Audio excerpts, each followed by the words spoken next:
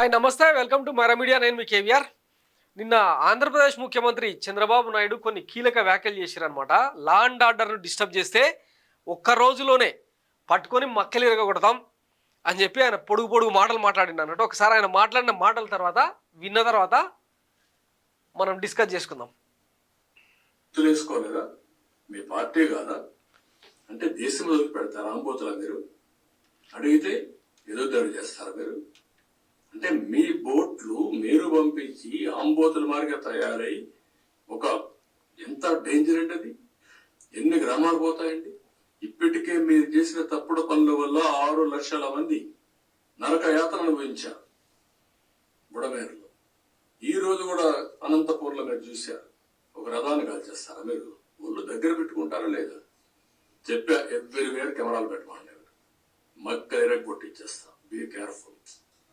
Law and order గాని create చేశారో ఇంట్లో నుంచి బయట వచ్చి ఎక్కడ చిన్న వైలెన్స్ జరిగినా నెక్స్ట్ 1 సెకండ్ లో చొక్క పట్టుకునే పరిస్థితి వస్తుంది.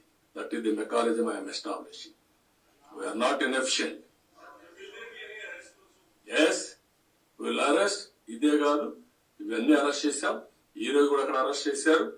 ఎవడు తప్పు చేసినా, ఎవడు తోక తప్పినా, ఎవడు ఈ రాష్ట్రంలో నేరాలు క్రియేట్ చేయాలనుకున్నా అదే చివరి రోజు. మీకు I'm very clear on that. ఎవడైనా సరే ఒకవేళ సవాలుగా తీసుకుంటారా, నేను చేసి చూపిస్తాను మీకు. అదే కోరుకుంటున్నారు సార్, మీరు చేసి చూపించాలనే కోరుకుంటున్నారు. కానీ మీరే అక్కడ దాకా పోవట్లే. ఎంతసేపు గత ప్రభుత్వం జగన్మోహన్ రెడ్డి హయాంలో అరాచక పాలన వాటి గురించే మాట్లాడుతున్నారు తప్ప ఇప్పుడు మీరు ప్రకాశం బ్యారేజీ బోట్ల గురించి మాట్లాడారు. మరి వాళ్ళని మక్కలేరు అనిరా? ఇప్పటిదాకా ఆ కేసు ఏమైందో ఎవరికి తెలియదు. ఎంతసేపు ఉన్న మీ రాజకీయ ప్రయోజనాల కోసం వాడుకోవడం మినహాయిస్తే దాని కొసైంది మొదలైంది అనేది ఎవరికి తెలియదు. తర్వాత పల్నాడులో రషీద్ హత్య కేసులో ఆ నిందితుడిని ఇట్లనే మక్కలేరా? ముచ్చుమర్రి ఇన్సిడెంట్లో ఆ అమ్మాయి శవంతం కూడా దొరకలే. నిందితులు ఎవరో అందరికీ తెలుసు.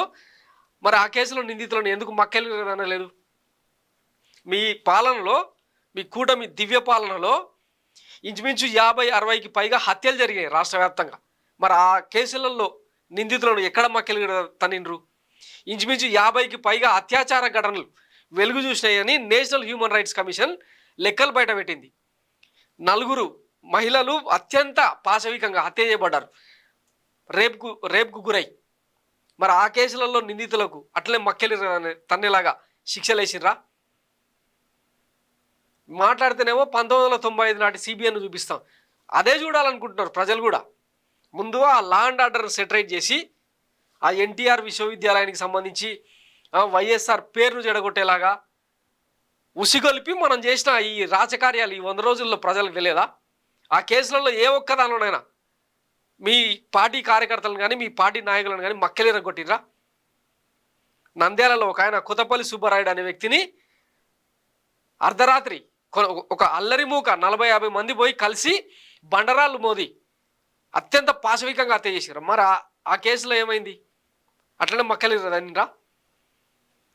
ముందు రాష్ట్రం కోణంలో, పెట్టుబడుల కోణంలో మీరంటేనే ఫైల్స్ సంకల పెట్టుకొని న్యూయార్క్ వీధుల్లో తిరిగి పెట్టుబడులు తీసుకొస్తారని చెప్పి ఒక పేరు కదా, బ్రాండ్ ఇమేజ్.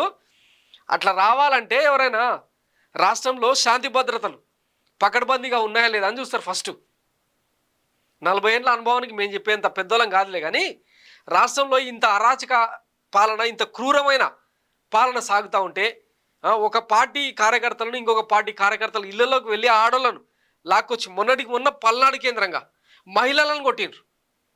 ఈ కేసులలో మరి అట్లనే మక్కలేరు అని ఉంటే ఎవడైనా అట్లాంటి ప్రయత్నం చేసే జరుగుతుండేనా?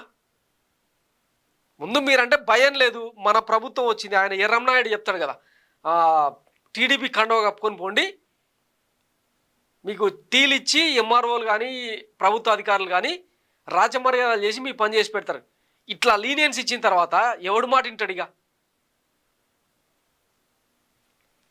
చెప్పే మాటలకు చేసే వ్యవహారానికి పొంతన కుదిరితే ఎక్కడన్నా దాన్ని పాలన అంటారు. ముఖ్యమంత్రి నోటి నుంచి వచ్చే మాటలకే గతి లేదు. మీరు సవాళ్ళు చేసి టెస్ట్ చేద్దాం అనుకుంటున్నారా? సవాళ్ళు చేస్తారంటే ఇప్పటిదాకా ఇన్ని వందల ఇన్సిడెంట్లు ఉన్నాయి మన పాలనలో. వాటికి సంబంధించి ఏం జరుగుతుంది? ఒక డీటెయిల్ రిపోర్ట్ ఇవ్వండి.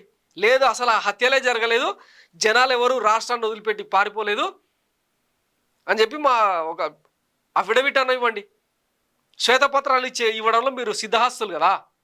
అసెంబ్లీ సాక్షిగా ఆ పోలవరం మీద, లిక్కర్ స్కామ్ మీద, ఇసుక పాలసీ మీద ఇట్లా చాలా ఇచ్చారు కదా.